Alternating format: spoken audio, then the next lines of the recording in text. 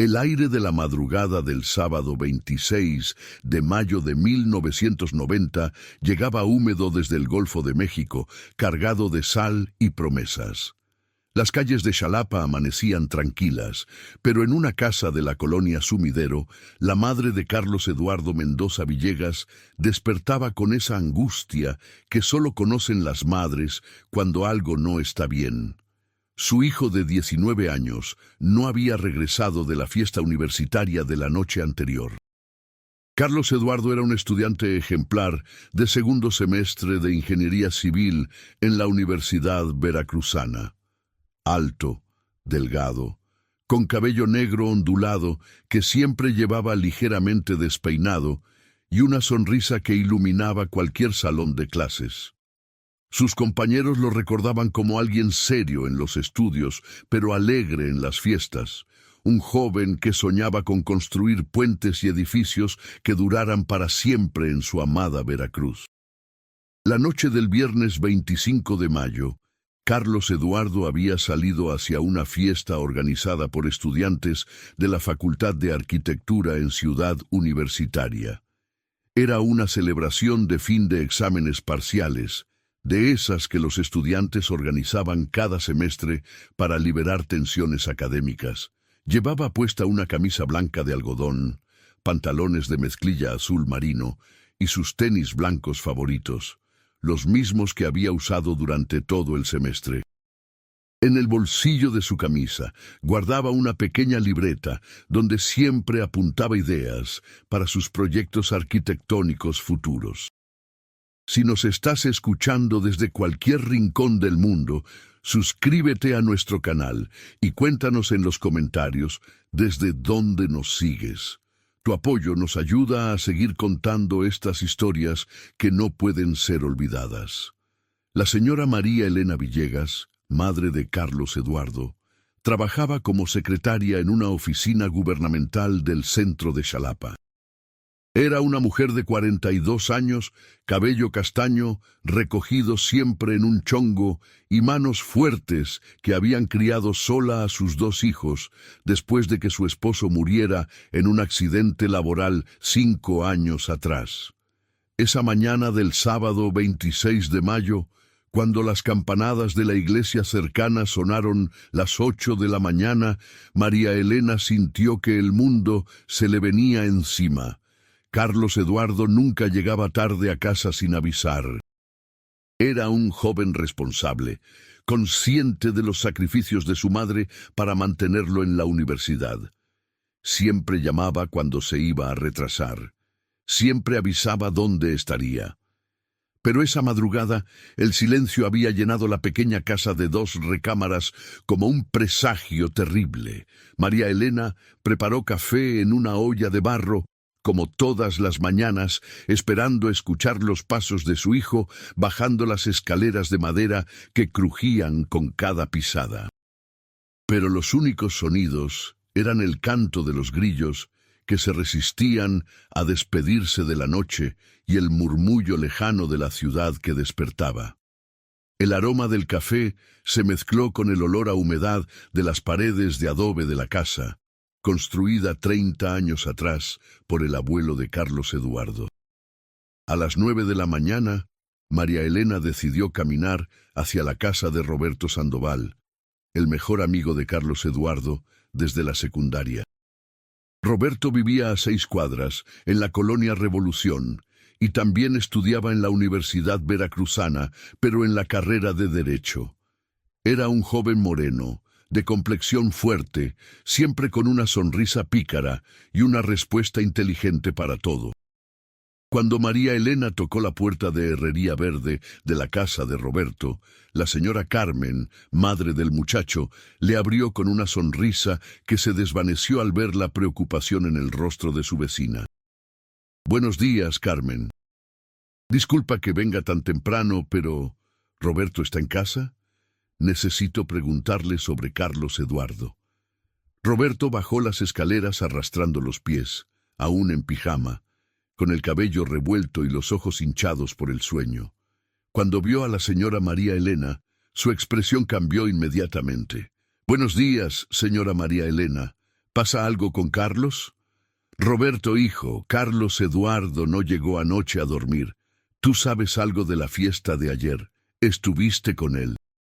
Roberto frunció el ceño y se rascó la cabeza. Señora, yo no fui a esa fiesta. Carlos me invitó, pero tenía que estudiar para un examen de Derecho Penal de hoy lunes. La última vez que hablé con él fue ayer en la tarde, como a las 5, cuando pasó por aquí a pedirme prestado mi suéter azul marino. Dijo que hacía frío y que se lo devolvería el domingo. María Elena sintió que el estómago se le encogía. ¿No te dijo con quién iba a ir?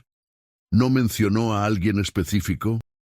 Solo me dijo que iba con algunos compañeros de arquitectura. Mencionó que iban a estar Javier Cortés y Patricia Ramírez, esos dos que siempre andan con él en los proyectos de clase. Pero no me dijo más detalles, señora. El sol comenzaba a calentar las calles empedradas de Xalapa, y el sonido de los vendedores ambulantes empezaba a llenar el aire matutino. María Elena agradeció a Roberto y comenzó a caminar de regreso a su casa, pero no podía sacudirse la sensación de que algo terrible había ocurrido. Sus tacones resonaban contra las piedras del piso, creando un eco que parecía repetir su angustia con cada paso. En su casa, María Elena encontró a su hija menor, Ana Patricia, de 16 años, preparándose para ir a clases en la preparatoria.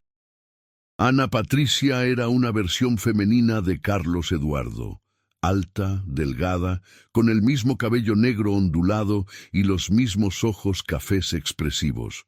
Cuando vio la cara de preocupación de su madre, dejó de cepillarse el cabello. ¿Qué pasa, mamá? ¿Por qué traes esa cara? Tu hermano no llegó anoche, hija, y ya sabes que él nunca hace eso sin avisar. Ana Patricia dejó el cepillo sobre el tocador de madera y abrazó a su madre. Ay, mamá, seguramente se quedó platicando toda la noche con sus amigos. Ya sabes cómo se pone cuando habla de sus proyectos de construcción. Capaz que hasta se durmió en casa de alguien y se le hizo tarde para avisar. Pero María Elena conocía a su hijo mejor que nadie. Carlos Eduardo era meticuloso, responsable, considerado. Nunca dejaría a su madre preocupada sin una explicación. Nunca. A las 10:30 de la mañana, María Elena decidió ir a la Universidad Veracruzana a buscar información. Se vistió con su mejor vestido, uno azul marino que reservaba para ocasiones especiales, se peinó cuidadosamente y caminó las 12 cuadras hasta Ciudad Universitaria. El campus se extendía como un pequeño pueblo dentro de Xalapa, con edificios de concreto y amplios jardines donde los estudiantes solían sentarse a estudiar bajo la sombra de los árboles. La Facultad de Arquitectura era un edificio moderno de 3 pisos, con grandes ventanales que permitían que la luz natural iluminara los salones de dibujo. María Elena se dirigió directamente a la secretaría, donde una joven de aproximadamente 25 años, cabello corto y lentes de pasta, la atendió amablemente. Buenos días, señora. ¿En qué puedo ayudarla? Buenos días. Busco información sobre una fiesta que organizaron ayer en la noche los estudiantes de arquitectura. Mi hijo, Carlos Eduardo Mendoza Villegas, de Ingeniería Civil, asistió y no ha regresado a casa. La secretaria, que se presentó como licenciada Guadalupe Hernández, frunció el ceño. Señora, yo no tengo conocimiento de ninguna fiesta oficial organizada por la facultad ayer. ¿Está segura de que fue aquí? María Elena sintió que se le nublaba la vista. Mi hijo me dijo claramente que era una fiesta de estudiantes de arquitectura. Iba con Javier Cortés y Patricia Ramírez. Conozco a esos muchachos. Patricia Ramírez está en 4º semestre. Permíteme localizar su expediente para darte su dirección y podemos intentar contactar a sus padres. La licenciada Hernández revisó archiveros metálicos llenos de expedientes estudiantiles hasta encontrar el de Patricia Ramírez. Vivía en la colonia Rafael Lucio, a 20 minutos caminando desde la universidad. María Elena anotó la dirección en un pedazo de papel y salió del campus universitario con el corazón acelerado. La colonia Rafael Lucio era más antigua que la Sumidero, con casas de adobe pintadas en colores pastel y calles más estrechas. María Elena encontró la dirección sin dificultad. Una casa de color rosa mexicano, con una puerta de madera tallada y ventanas con rejas de hierro forjado. Tocó la puerta varias veces hasta que le abrió una mujer de mediana edad, robusta, con delantal de cocina y las manos enharinadas. «Buenas tardes, señora. ¿Es usted la mamá de Patricia Ramírez?» «Sí, soy yo». «¿Qué se le ofrece?» María Elena explicó su situación y la señora Ramírez la invitó a pasar. La casa olía a pan recién horneado y a canela. En la sala, decorada con muebles de madera oscura y fotografías familiares, esperaron hasta que Patricia bajó de su recámara. Patricia era una joven menuda, de cabello castaño claro y ojos verdes, con manchas de pintura en los dedos que delataban su dedicación al dibujo arquitectónico. Cuando María Elena le explicó la situación, Patricia palideció notablemente. «Señora María Elena, yo no fui a ninguna fiesta anoche. De hecho, no he visto a Carlos Eduardo desde el miércoles, en la biblioteca central. No sé de qué fiesta me habla». El mundo pareció detenerse para María Elena. «¿Estás segura, hija? Mi hijo mencionó específicamente tu nombre y el de Javier Cortés». «Señora, le juro por Dios que yo no sé nada de esa fiesta. Y conozco bien a Javier. Estudiamos juntos desde primer semestre. Si él hubiera organizado algo, me habría invitado. ¿Quiere que le dé su dirección para que pueda preguntarle directamente?» Patricia escribió la dirección de Javier Cortés en el mismo papel donde María Elena había anotado la suya. Vivía en el centro de Xalapa, cerca del Palacio de Gobierno, en una casa que había pertenecido a su familia desde hacía 3 generaciones. María Elena salió de la casa de Patricia con una sensación de vacío en el estómago. Algo no cuadraba. Si no había existido ninguna fiesta de arquitectura, ¿a dónde había ido Carlos Eduardo la noche anterior? ¿Por qué había mentido sobre el evento? El centro de Xalapa bullía de actividad ese sábado por la tarde. Los vendedores de flores llenaban las calles con el aroma de jazmines y rosas, mientras que los músicos callejeros tocaban sones jarochos en las esquinas. María Elena caminó por las calles empedradas, sorteando a los transeúntes, hasta llegar a la dirección que Patricia le había dado. La casa de Javier Cortés era una construcción colonial de 2 pisos, pintada de amarillo ocre, con un balcón de hierro forjado en el segundo nivel. María Elena tocó el aldabón de bronce varias veces hasta que le abrió un hombre mayor de aproximadamente 60 años, con bigote canoso y vestido formalmente a pesar de ser sábado. «Buenas tardes, señor. Busco a Javier Cortés. Soy su padre, ingeniero Rodolfo Cortés. ¿En qué puedo servirle?» María Elena explicó nuevamente su situación, y el ingeniero Cortés la hizo pasar a un salón elegantemente decorado con muebles de época y cuadros de paisajes veracruzanos. Javier bajó pocos minutos después, un joven rubio, de complexión atlética, con aire confiado y una sonrisa que parecía ensayada. «Señora Villegas, mucho gusto. Mi papá me explicó lo que pasa con Carlos Eduardo». «Javier, hijo, necesito que me digas la verdad. ¿Hubo una fiesta de arquitectura anoche? ¿Fuiste con Carlos Eduardo?» Javier se removió incómodo en su sillón. «Señora, no sé por qué Carlos Eduardo mencionó mi nombre. Yo no organicé ninguna fiesta anoche, ni fui a ninguna. De hecho, estuve aquí en casa estudiando con mi novia. Ella puede confirmárselo si gusta». María Elena sintió que las piernas le temblaban. Pero entonces ¿A dónde fue mi hijo? ¿Por qué mintió? No lo sé, señora. Lo que sí puedo decirle es que Carlos Eduardo había estado muy raro las últimas semanas. En clases se veía preocupado, distraído. Varias veces lo vi hablando por teléfono en secreto, alejándose cuando alguien se acercaba. Esta nueva información golpeó a María Elena como un puño en el estómago. ¿Raro cómo? ¿Qué tipo de conversaciones? No sabría decirle exactamente, señora, pero el jueves pasado lo vi en el estacionamiento de la universidad, hablando con unos hombres que no conocía. No eran estudiantes, eso seguro. Eran mayores, vestidos de traje, con aspecto serio. Cuando me vio, Carlos Eduardo se despidió rápidamente de ellos y se acercó a mí como si nada hubiera pasado. El corazón de María Elena comenzó a latir aceleradamente. ¿Podrías describir a esos hombres? Uno era alto, moreno, como de 40 años, con bigote. El otro era más bajo, gordito, con lentes. Los dos vestían trajes oscuros y parecían tener dinero. Tenían un carro negro, pero no vi qué marca era.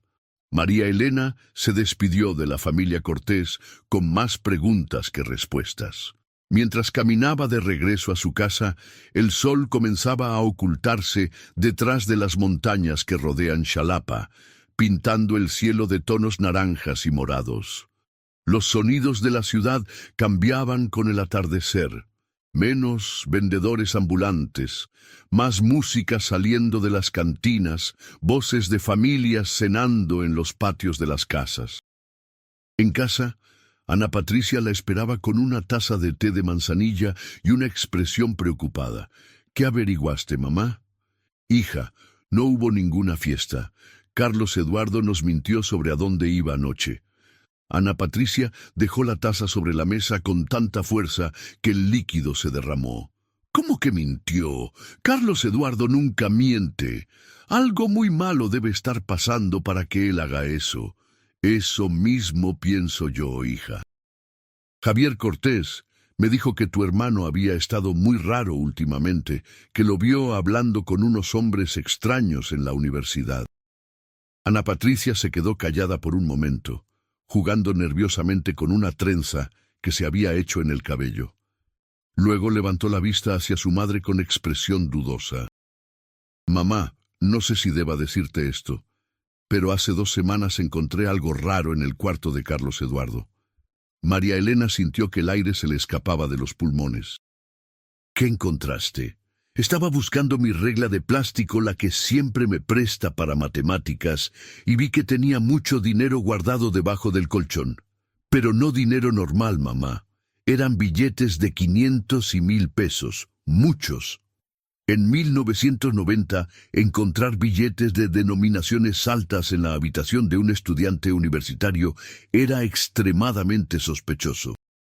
La economía mexicana acababa de salir de una fuerte crisis y la mayoría de las familias de clase media, como la de los Mendoza Villegas, sobrevivían con presupuestos muy ajustados. ¿Cuánto dinero, Ana Patricia? No lo conté, pero parecía mucho. Más dinero del que hemos visto junto en toda la vida, mamá. María Elena se sentó pesadamente en el sofá de la sala. La pequeña televisión en blanco y negro transmitía las noticias de la noche, pero ella no podía concentrarse en las palabras del conductor. Su mente daba vueltas tratando de encontrar una explicación lógica para todo lo que había descubierto. Carlos Eduardo había mentido sobre la fiesta. Tenía dinero escondido. Había estado hablando con desconocidos. Había desaparecido sin dejar rastro. Esa noche, María Elena no pudo dormir. Se quedó sentada en la cocina, bebiendo café tras café, escuchando cada ruido de la calle, esperando escuchar los pasos de su hijo en el portón de la entrada. Pero Carlos Eduardo no regresó esa noche, ni la siguiente, ni la otra. El lunes 28 de mayo por la mañana, María Elena se dirigió a la Procuraduría General de Justicia del Estado de Veracruz para presentar una denuncia formal por desaparición. El edificio de la Procuraduría era una construcción gris e imponente en el centro de Xalapa, con largos pasillos que olían a desinfectante y oficinas llenas de expedientes apilados hasta el techo. El agente del Ministerio Público que la atendió se llamaba licenciado Fernando Gutiérrez Sánchez, un hombre de mediana edad, calvo, con aire aburrido y una actitud que sugería que había visto casos similares cientos de veces. Señora, necesito que me proporcione todos los datos de su hijo. Nombre completo, edad, descripción física, qué ropa llevaba cuando se fue, cuáles fueron sus últimas actividades conocidas. María Elena proporcionó toda la información que tenía, incluyendo los detalles sobre los hombres desconocidos y el dinero encontrado en la habitación de Carlos Eduardo. Licenciado, creo que mi hijo puede estar metido en algo peligroso. El dinero que tenía escondido no era normal para un estudiante. El licenciado Gutiérrez levantó la vista de los papeles que estaba llenando. Señora, vamos paso a paso. Primero necesitamos confirmar que efectivamente se trata de una desaparición y no de una ausencia voluntaria. Muchos jóvenes de esa edad deciden irse de casa por problemas familiares, novias, deudas, ese tipo de cosas. Licenciado, mi hijo nunca haría eso. Nosotros no teníamos problemas familiares graves y él era muy responsable con sus estudios. Entiendo su preocupación, señora, pero tenemos que seguir el protocolo. Voy a iniciar la averiguación previa, pero le adelanto que en estos casos generalmente esperamos 72 horas antes de activar una búsqueda intensiva. María Elena salió de la Procuraduría con un número de expediente y la promesa de que investigarían el caso, pero sin mucha esperanza de que las autoridades actuaran con la urgencia que ella consideraba necesaria. Mientras tanto, decidió continuar su propia investigación. Regresó a la Universidad Veracruzana y buscó a otros compañeros de Carlos Eduardo para preguntarles si habían notado algo extraño en su comportamiento reciente. En la Facultad de Ingeniería encontró a Miguel Ángel Torres, compañero de clase y amigo cercano de Carlos Eduardo desde primer semestre. Miguel Ángel era un joven de estatura media, cabello rizado y una personalidad extrovertida que contrastaba con la seriedad habitual de Carlos Eduardo. Señora María Elena, qué bueno que viene. Yo también estoy preocupado por Carlos Eduardo. No se presentó hoy a clases y eso es muy raro en él. Miguel Ángel, necesito que me digas si notaste algo diferente en Carlos Eduardo últimamente. Miguel Ángel se rascó la cabeza pensativamente. Pues ahora que lo menciona, sí había algo diferente. Como desde hace un mes, Carlos Eduardo empezó a tener mucha prisa por salir de clases. Antes siempre se quedaba a estudiar en la biblioteca o a hacer proyectos en grupo, pero últimamente salía corriendo en cuanto terminaba la última clase. ¿Sabes a dónde iba? No exactamente, pero varias veces lo vi caminando hacia el centro de la ciudad, no hacia su casa. Y cuando le preguntaba, siempre me daba excusas vagas, como que tenía cosas que hacer o citas importantes. ¿Alguna vez mencionó haber conocido gente nueva? ¿Personas que no fueran estudiantes? Miguel Ángel asintió enfáticamente. Sí, hace como 3 semanas me dijo que había conocido a unas personas que le podían ayudar con trabajo de medio tiempo. Dijo que necesitaba ganar dinero extra para ayudar en la casa y que había encontrado una oportunidad muy buena. El corazón de María Elena se aceleró. ¿Te dijo qué tipo de trabajo? No fue muy específico. Solo mencionó que era algo relacionado con transportar cosas y que pagaban muy bien por muy pocas horas de trabajo a la semana. María Elena sintió un escalofrío recorrer su espalda. En 1990, México estaba experimentando un incremento significativo en las actividades del narcotráfico y Veracruz, por su posición geográfica estratégica, se había convertido en una ruta importante para el transporte de drogas. Los cárteles frecuentemente reclutaban jóvenes universitarios para trabajos que parecían simples, pero que en realidad formaban parte de operaciones ilegales. Miguel Ángel, esto es muy importante. Carlos Eduardo te dijo algo más sobre esas personas. ¿Cómo se llamaban? ¿Dónde los había conocido? Señora, lo único que recuerdo es que mencionó que los había conocido en un café del centro.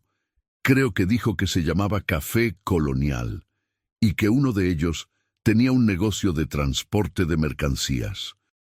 El Café Colonial era un establecimiento conocido en el centro histórico de Xalapa, frecuentado por estudiantes, intelectuales y, según los rumores, también por personas involucradas en actividades dudosas. Estaba ubicado en una esquina de la calle Enríquez, en un edificio colonial restaurado, con mesas de madera y un ambiente bohemio que atraía a todo tipo de clientela. María Elena se despidió de Miguel Ángel y caminó directamente hacia el café. Era martes por la tarde y el establecimiento estaba moderadamente lleno.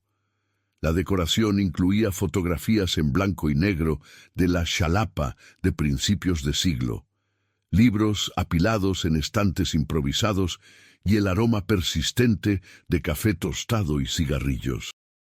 Se acercó al mostrador, donde un hombre joven con barba y delantal atendía a los clientes. «Disculpe, joven, busco información sobre mi hijo que desapareció hace 3 días. Creo que frecuentaba este lugar». El barista, que se presentó como David, la miró con expresión de preocupación. ¿Cómo se llamaba su hijo, señora? Carlos Eduardo Mendoza Villegas. Es estudiante de ingeniería, alto, delgado, cabello negro ondulado. David frunció el ceño pensativo. Creo que sé quién es. El muchacho que siempre pedía café americano y se sentaba en la mesa del rincón a estudiar. Sí, ese es él.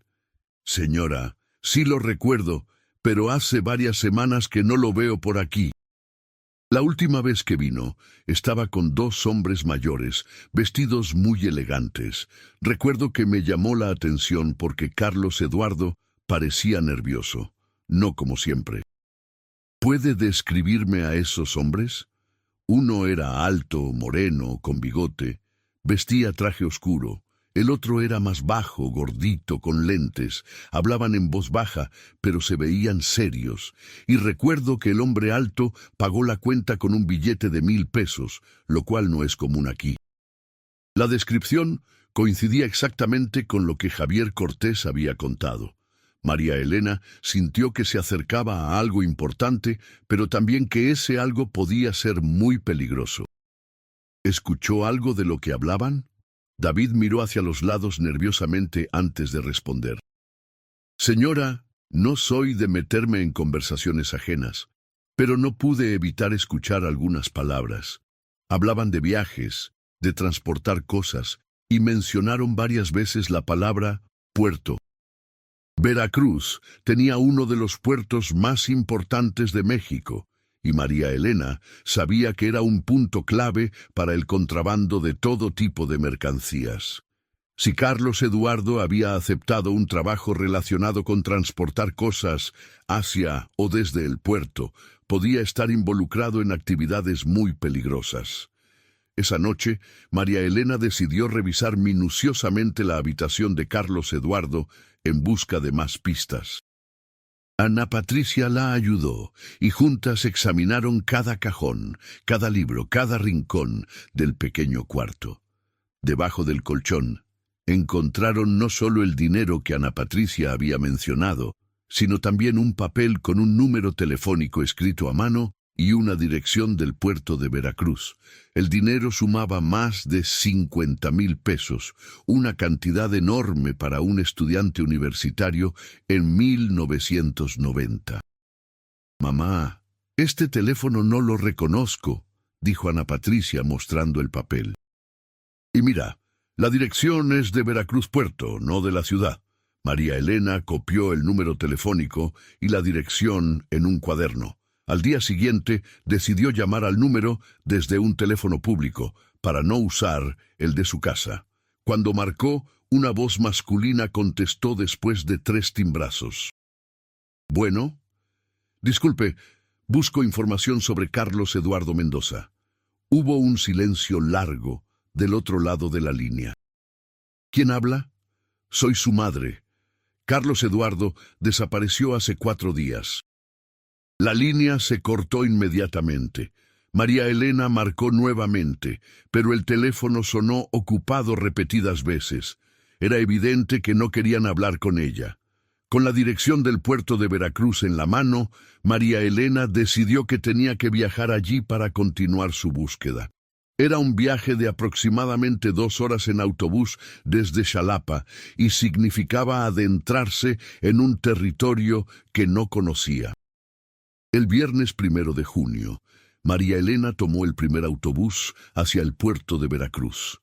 El camino serpenteaba entre montañas verdes y plantaciones de café, bajando gradualmente desde las alturas frescas de Xalapa hasta el calor húmedo de la costa. El autobús estaba lleno de comerciantes, estudiantes y trabajadores que viajaban entre las 2 ciudades. Al llegar al puerto de Veracruz, María Elena se sintió abrumada por la diferencia con Xalapa. El aire era más caliente y húmedo, cargado de sal marina y los olores del puerto, diésel, pescado, metal, sudor de trabajadores. El ruido era constante, grúas moviéndose, camiones cargando y descargando, barcos llegando y partiendo. La dirección que había encontrado correspondía a una zona industrial cerca de los muelles, llena de bodegas, oficinas de compañías navieras y negocios relacionados con el comercio marítimo. María Elena caminó por calles anchas y polvorientas, sorteando camiones y trabajadores portuarios. Cuando encontró el número de la dirección, se topó con una oficina pequeña en la planta baja de un edificio de 2 pisos pintado de color verde desteñido.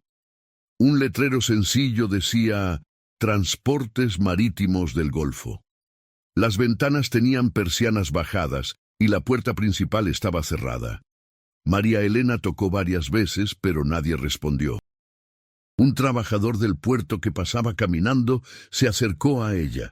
«¿Busca a alguien, señora?» «Sí, busco información sobre esta empresa. Mi hijo trabajaba aquí y desapareció hace una semana». El trabajador, un hombre moreno y curtido por el sol, de aproximadamente 50 años, miró la oficina con expresión extraña. «Señora, esa oficina lleva cerrada como 2 semanas, y antes de eso se veía muy poca actividad. Solo venían 1 o 2 hombres de vez en cuando, pero nunca los vimos haciendo trabajo de transportes marítimos real. ¿Sabe qué tipo de negocio hacían?» El hombre miró hacia los lados nerviosamente. «Señora, aquí en el puerto todos sabemos que hay negocios, que es mejor no preguntar de qué se tratan. Pero le voy a decir algo. Esa oficina siempre me dio mala espina. Los hombres que venían no parecían transportistas, parecían otra cosa. ¿Podría describirme a esos hombres?» Uno era alto, moreno, con bigote, el otro más bajo, con lentes. Siempre vestían trajes, no como la gente que trabaja en el puerto, y tenían carros muy caros para ser transportistas comunes. Nuevamente, la misma descripción. María Elena sentía que se acercaba a la verdad, pero también que esa verdad podía ser muy dolorosa. ¿Sabe dónde puedo encontrar a esas personas? El trabajador negó con la cabeza enfáticamente. «Señora, si su hijo andaba con esa gente, lo mejor es que vaya a la policía. Aquí en el puerto pasan muchas cosas, y no todas son legales». María Elena regresó a Xalapa esa misma tarde, pero ya no era la misma mujer que había salido en la mañana. Ahora tenía la certeza de que Carlos Eduardo había estado involucrado en algo peligroso, algo que había resultado en su desaparición. De vuelta en la Procuraduría de Xalapa, María Elena presentó toda la información nueva que había recopilado al licenciado Gutiérrez Sánchez. Mostró el dinero encontrado, el número telefónico, la dirección del puerto y relató las conversaciones que había tenido con el trabajador portuario. Licenciado, ahora tenemos pruebas de que mi hijo estaba involucrado en algo irregular. ¿Pueden intensificar la búsqueda? El licenciado Gutiérrez revisó los documentos con expresión seria. Señora, esta información es muy valiosa, pero también muy preocupante. Si su hijo estaba involucrado con personas dedicadas a actividades ilícitas, su desaparición puede estar relacionada con problemas entre grupos criminales. ¿Qué significa eso para encontrarlo?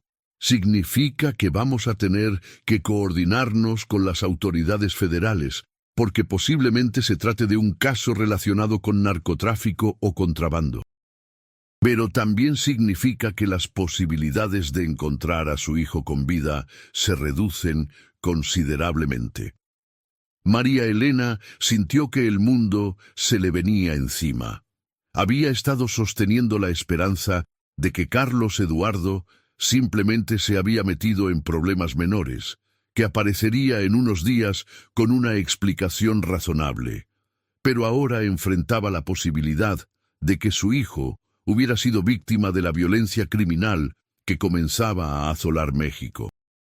Los días siguientes se convirtieron en una pesadilla de espera y angustia. La investigación oficial avanzaba lentamente, con pocos resultados concretos. María Elena no podía dormir, apenas comía, y se mantenía activa solo por la determinación de encontrar a su hijo. Ana Patricia, viendo el deterioro de su madre, decidió tomar un papel más activo en la búsqueda. Comenzó a visitar la Universidad Veracruzana regularmente, preguntando a más compañeros de Carlos Eduardo si habían notado algo extraño o si tenían información adicional. Fue Ana Patricia quien hizo el siguiente descubrimiento importante. En una conversación con Lucía Mendoza, compañera de Carlos Eduardo, en la materia de cálculo diferencial, se enteró de algo que nadie más había mencionado. Ana Patricia, tu hermano me pidió ayuda hace un mes con algo muy raro. ¿Qué tipo de ayuda? Me pidió que le tradujera unas cartas del inglés al español. Dijo que eran documentos de trabajo, pero cuando las leí, me pareció que tenían que ver con envíos internacionales. ¿Recuerdas qué decían? Hablaban de fechas, cantidades, rutas de barcos. Una de las cartas mencionaba específicamente un envío desde Colombia que llegaría al puerto de Veracruz el 29 de mayo. Ana Patricia sintió que el corazón se le aceleraba. El 29 de mayo era exactamente 4 días después de la desaparición de Carlos Eduardo. Lucía, ¿tienes copias de esas cartas? No, tu hermano se las llevó todas, pero recuerdo que una de ellas estaba firmada por alguien con iniciales M.R. y otra por alguien llamado el Capitán. Esa noche, Ana Patricia compartió esta información con su madre. María Elena se dio cuenta de que Carlos Eduardo no solo había estado involucrado en actividades ilegales, sino que había desaparecido justo antes de una fecha importante mencionada en los documentos. Mamá, creo que a Carlos Eduardo le pasó algo el 25 de mayo, porque sabía algo sobre ese envío del 29. Hija, eso significa que posiblemente lo eliminaron para que no pudiera hablar. Fue la primera vez que María Elena verbalizó lo que había estado temiendo desde hacía días. La posibilidad de que Carlos Eduardo hubiera sido asesinado. Al día siguiente, María Elena regresó a la Procuraduría con esta nueva información.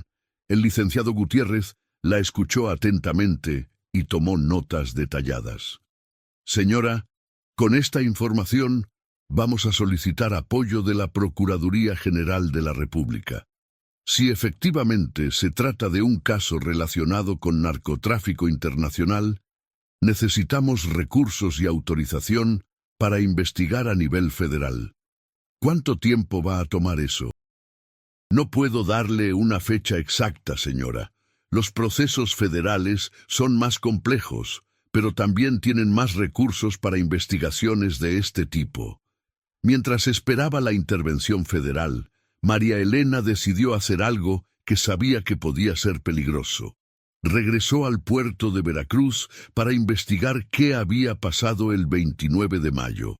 Esta vez no fue sola. Convenció a su hermano, Roberto Mendoza, para que la acompañara. Roberto era 5 años mayor que María Elena. Trabajaba como mecánico en Xalapa y tenía experiencia tratando con todo tipo de personas. Llegaron al puerto de Veracruz temprano en la mañana del lunes 4 de junio. Roberto había traído herramientas de trabajo para pasar desapercibido como un mecánico más entre los trabajadores portuarios.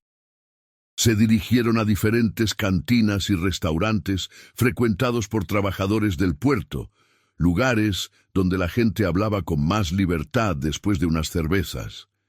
En una cantina llamada La Gaviota, ubicada a 3 cuadras de los muelles principales, Roberto entabló conversación con un grupo de estibadores que habían trabajado durante el fin de semana del 29 de mayo.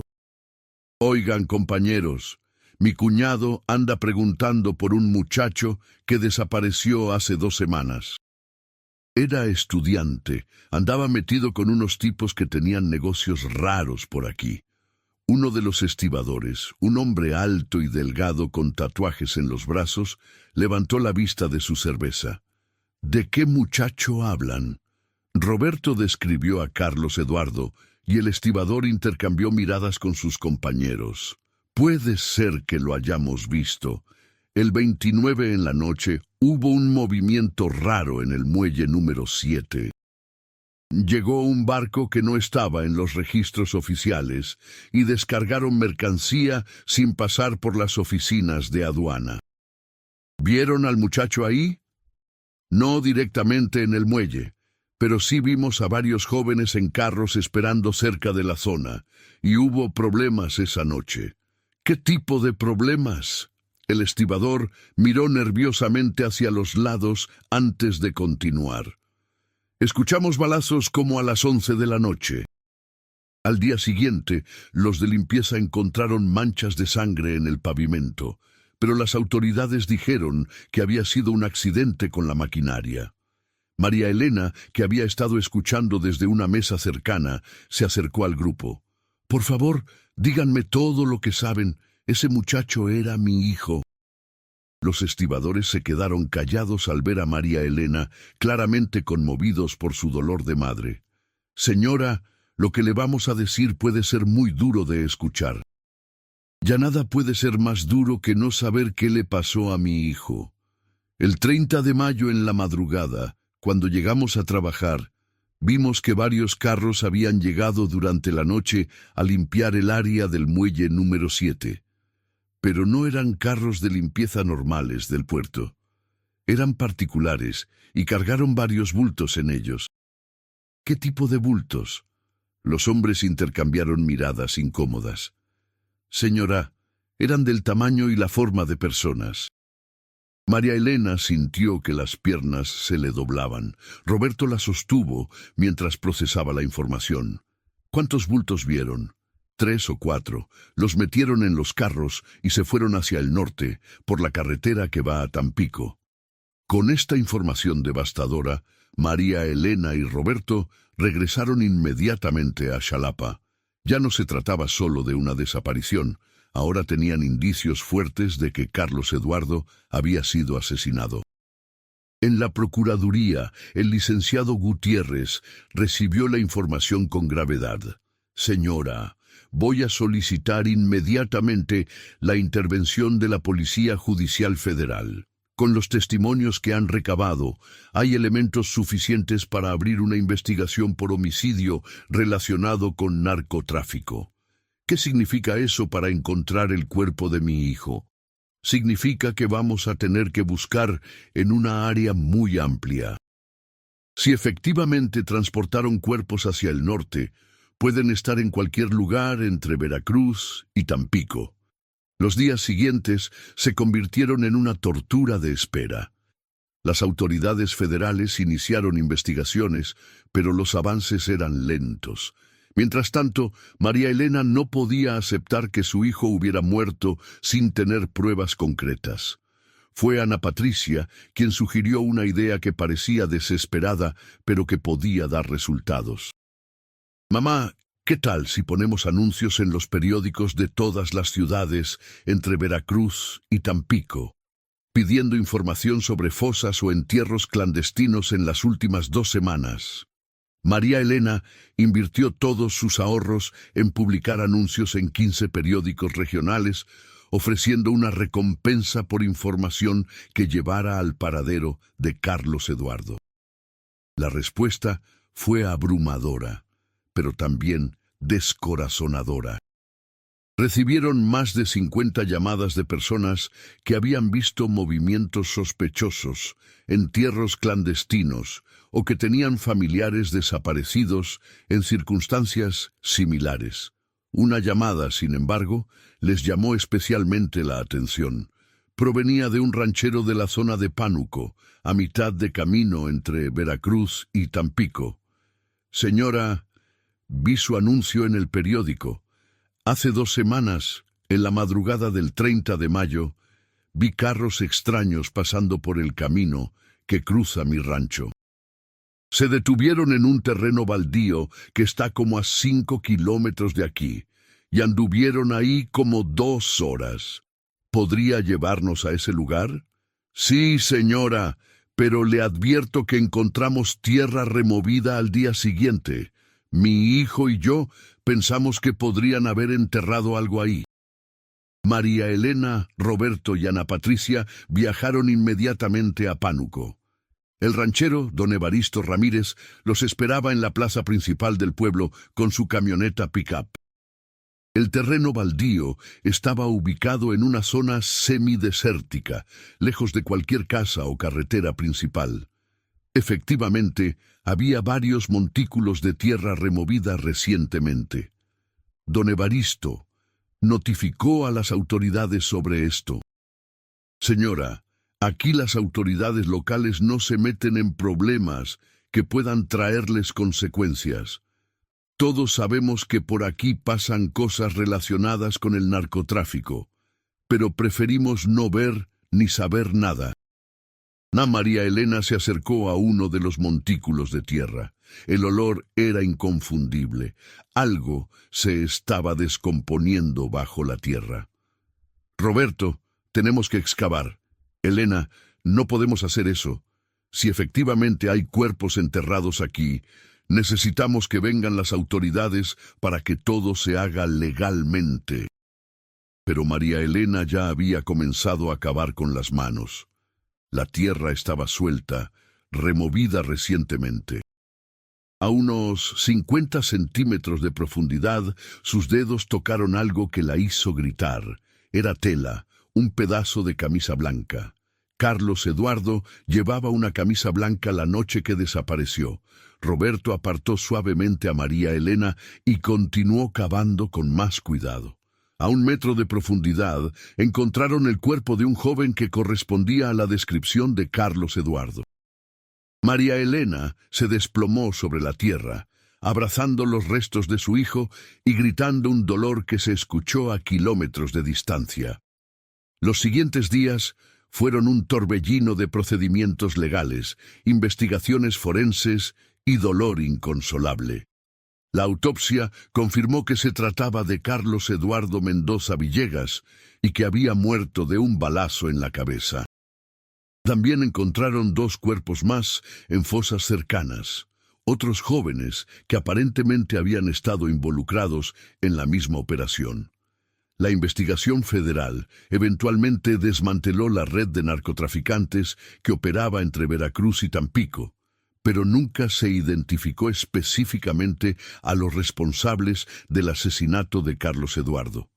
Los 2 hombres descritos por varios testigos nunca fueron encontrados.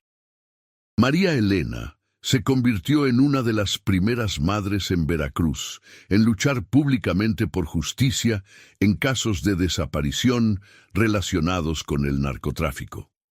Su caso sirvió como precedente para muchas familias que enfrentarían situaciones similares en las décadas siguientes.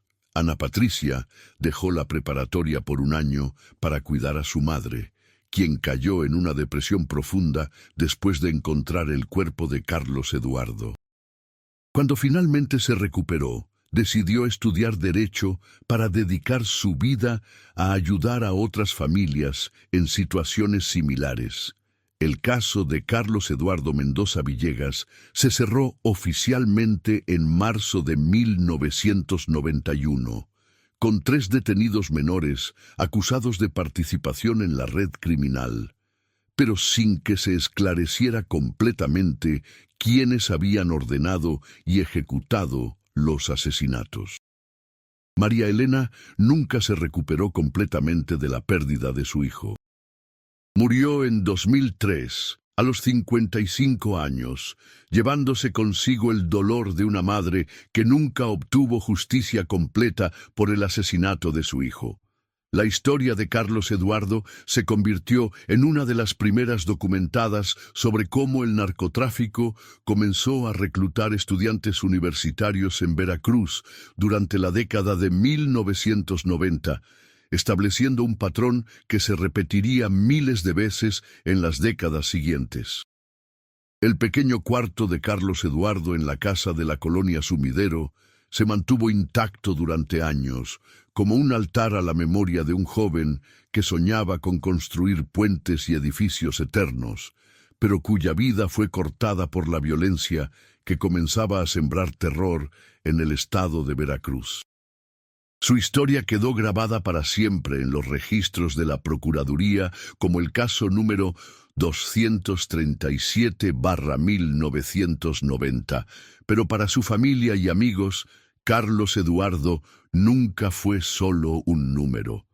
Fue el hijo responsable, el hermano protector, el estudiante brillante cuya desaparición marcó el inicio de una era de violencia que cambiaría para siempre la cara de Veracruz. Los compañeros de Carlos Eduardo en la Universidad Veracruzana establecieron una beca de estudios en su memoria, destinada a apoyar estudiantes de bajos recursos económicos en la carrera de Ingeniería Civil. La placa conmemorativa, instalada en la biblioteca central del campus, lleva grabadas las palabras que él escribió en su último proyecto de clase. Construyo para que perdure, porque el tiempo se lleva todo, menos los buenos recuerdos. La historia de Carlos Eduardo Mendoza Villegas se convirtió en una advertencia silenciosa para toda una generación de estudiantes universitarios en Veracruz. La tentación del dinero fácil puede llevar a consecuencias irreversibles. Su desaparición y muerte prematura marcaron el inicio de una época en que la violencia del narcotráfico comenzó a permear todas las capas de la sociedad veracruzana, reclamando víctimas entre los jóvenes más prometedores del estado. 35 años después de su desaparición, la historia de Carlos Eduardo sigue siendo recordada por aquellos que creen que cada vida perdida merece ser contada, que cada desaparición debe ser investigada y que ninguna madre debe pasar por el dolor de buscar a su hijo sin encontrar respuestas. Su caso estableció precedentes importantes en la forma como las autoridades veracruzanas manejarían las desapariciones relacionadas con el crimen organizado en las décadas siguientes, aunque lamentablemente también demostró las limitaciones del sistema de justicia mexicano para proteger a los jóvenes vulnerables y castigar a quienes los explotan. La memoria de Carlos Eduardo Mendoza Villegas perdura no solo en los documentos oficiales o en la placa de la universidad, sino en cada historia de un joven que se resiste a la tentación del dinero fácil, en cada madre que lucha por encontrar a su hijo desaparecido y en cada persona que cree que la justicia, aunque llegue tarde, siempre debe llegar.